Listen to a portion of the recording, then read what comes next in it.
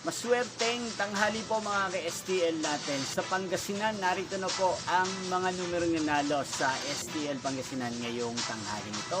April 25, 2026, 12 p.m. First draw result. Yan, kitang-kita nyo na po ngayon sa screen ng inyong cellphone ang mga numerong nanalo sa STL Pangasinan.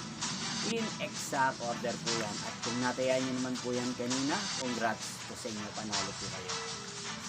Ano nga bang magandang tayaan ngayon sa STL Pangasinan para po sa akin? Number 5. At partneran po natin siya ng number 25 at 20.